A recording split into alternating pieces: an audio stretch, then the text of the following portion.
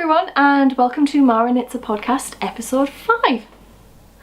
My name's Mara and I live in the northeast of England, and this is a podcast all about knitting and yarn related things, and a bit of art thrown in there as well.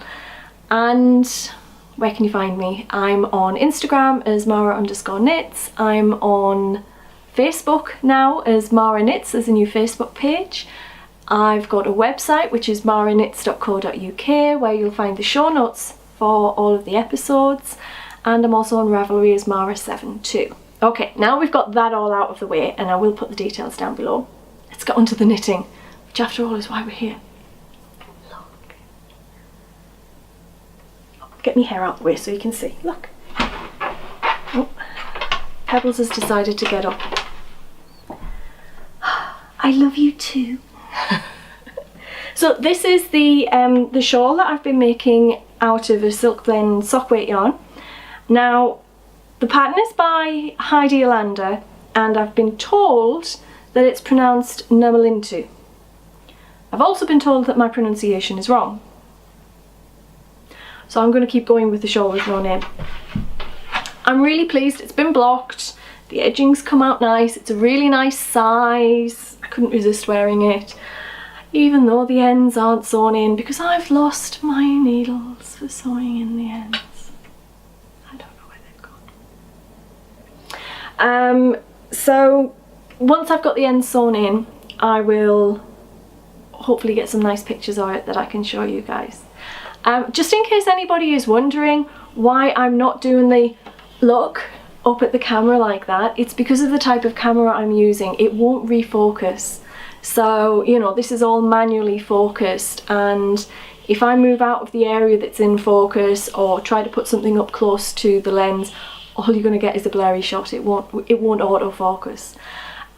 So that's why I'm going for the pictures up here like this for things. I may change the equipment that I've got down the line, but at the moment I've got to go with what I've got. So shawl, very happy with it. It's a really nice size, it was a lovely knit, I really enjoyed doing it. Very nice pattern to follow. It does help if you're not sick the first time you do the lace bit, but that was my issue, nothing to do with the pattern, so I'm really quite pleased with it. I'm going to move on to works in progress, and hang on a minute. Pebbles, Pebs. Shh. Thank you, darling. Nobody needs to hear her giving herself a bath. So I've got 2 works in progress that are working really well, that I'm happy with, and then the eagle-eyed among you might have noticed there is no new lap blanket and cushion cover on here, and then I'll explain why, because that's kind of changed quite a lot. Okay, so whips that are working well. Okay, we have my Gothic night shawl.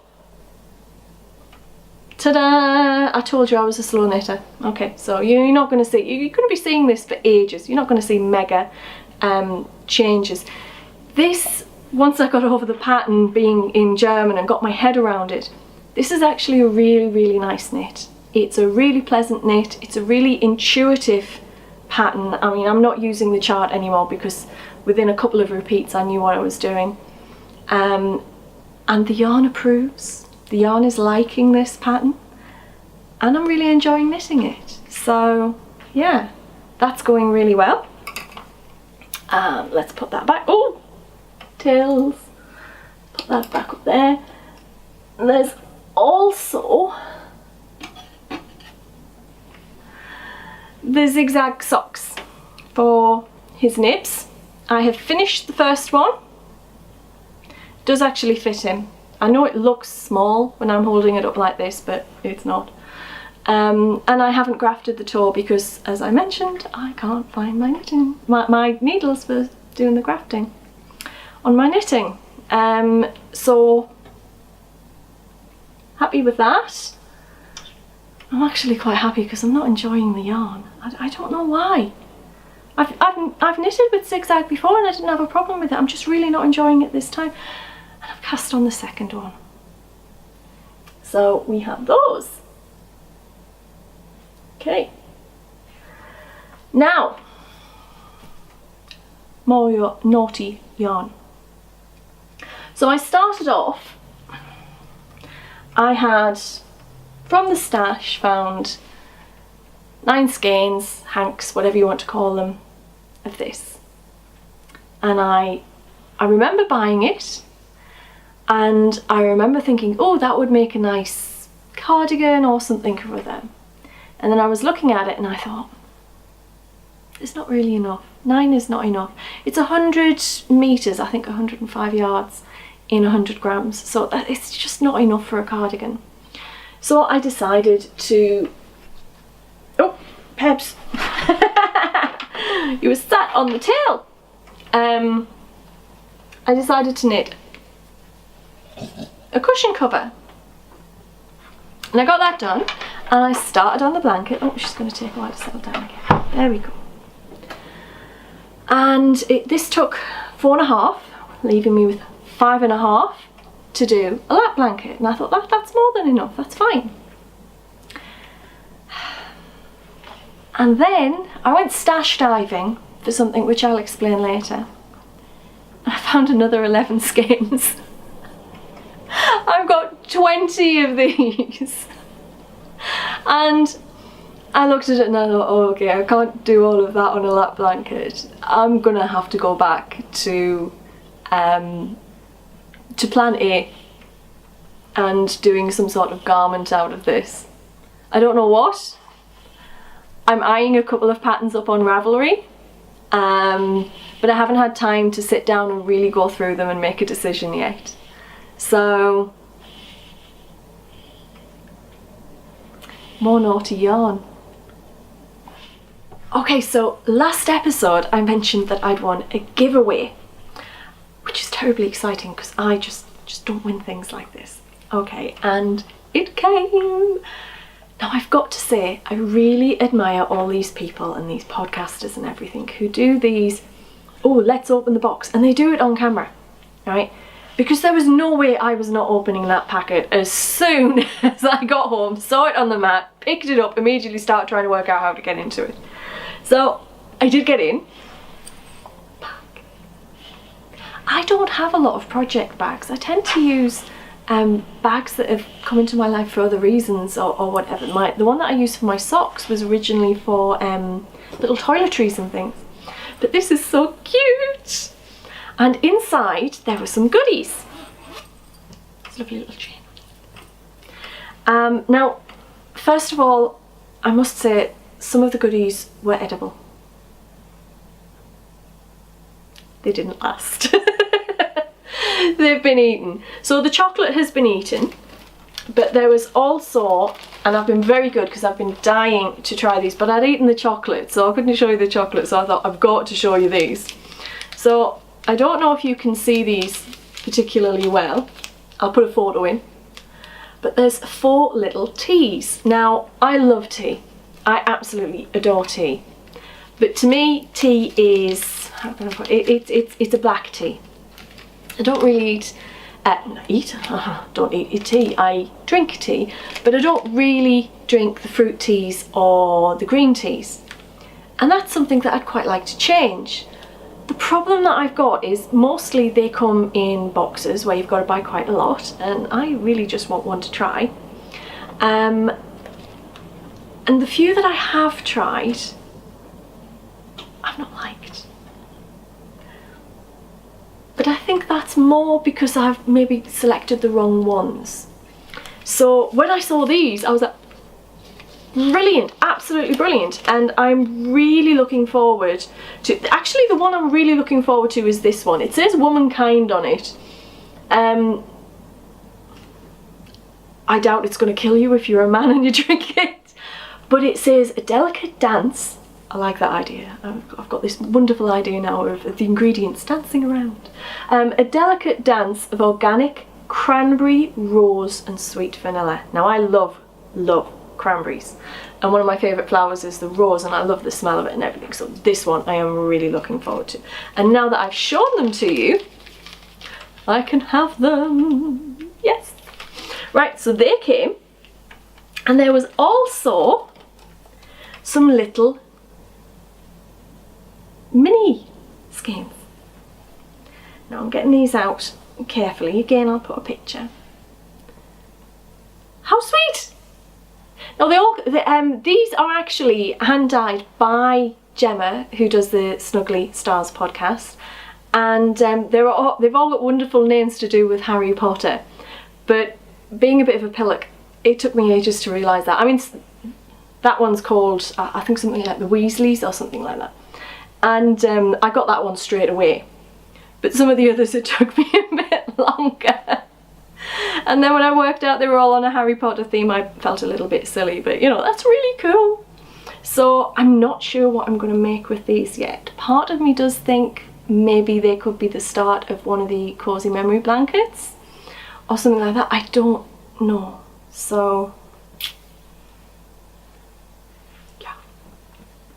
Okay, so there was those, and this was just so wonderful to get through the post.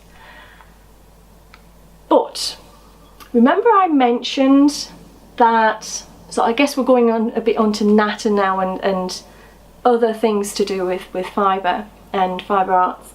Remember I mentioned I went diving in the stash, well, more accurately the boxes that I believe holds the rest of the stash that are still in storage, looking for something, and I ended up finding all that extra yarn. Well, the something that I was looking for, I'm going to put this down, I'll put them out of the way as well. So the something that I was looking for was this. This is my drop spindle. I've had it quite a few years, but I haven't used it that much because I got it not long before everything had to come to a halt. So I'd only just started learning to spin. And I got a spinning wheel and that I love, but sadly is missing some screws at the moment. And I got a drop spindle, and I went diving for this because I decided I wanted to do some research into the history of knitting and the history of knitting traditions and fibre arts and that sort of thing. And one of the books that I'd been recommended was Women's Work, The First 20,000 Years. I love that title. I love it's the first 20,000 years. And I pootled off to the university library, one of the local universities where I'm an alum, so I can still take out books. And I forgot the bit of paper that I had written down the books that I wanted to try and get out. So I thought, oh, I'm just going to go and have a browse in the section, which I did, and I happened to pick up that book anyway, so it was obviously meant to be. The original recommendation, by the way, was from Meadow, from the Woven Road audio podcast. It's not a YouTube one, but you'll find it on iTunes. Definitely worth a check out, especially if you're interested in the background and the traditions and the history. So I got that and I brought it home, and that was last week, and I've already finished it. It's a great big thick book, and I'm on my second time through. Absolutely loving it, and it's talking about the evidence for when spinning of yarn started, when weaving started, what we can learn from the archaeological record, looking at some of the way language has evolved and using that to work backwards to work out what was going on and stuff. So it's a really fascinating book. It's not a textbook. I haven't yet looked at moving from some of the references into further references, but I would imagine there is easily enough information there to allow you to do that. But, oh! Pebbles wakes up. Or you could just read it as sort of an information type book. So I would highly recommend getting a hold of a copy of it if you can. So I'm reading through, and it's talking about spinning and looms and weaving and how the developments happened and how they spread across the known world and stuff like this, and I just really wanted to pick up my drop spindle and do some spinning. So I actually went diving in the stash for this, and I have in fact I got some fleece out as well, which I have now spun into a small skein, and I would show you, but it's drying downstairs at the moment, so I'll show you next episode. And I'm just finding the entire subject absolutely fascinating. So I guess I'm back down the spinning rabbit hole. Doesn't take much. It doesn't take much. No. I'm now starting to lust after more drop spindles. And I'm also planning on taking his nibs out to the hardware shop this weekend to see if we can get some screws to screw together my spinning wheel. Obsessions are wonderful things, aren't they? Okay, so just to round everything up, I want to say a big thank you to everyone who's watched this, whether you're a new viewer, a returning viewer, you've been crafting and knitting for a long time, or whether you're completely new to it. I will put where you can find me elsewhere down below. I'm not going to say it all again. I'm just going to say thank you very much for watching. Oh, and if you have any recommendations for really good books to do with history of the fibre arts and stuff like that, let me know. So once again, thank you very much for watching, and take care, and I will see you soon. Happy knitting. Bye!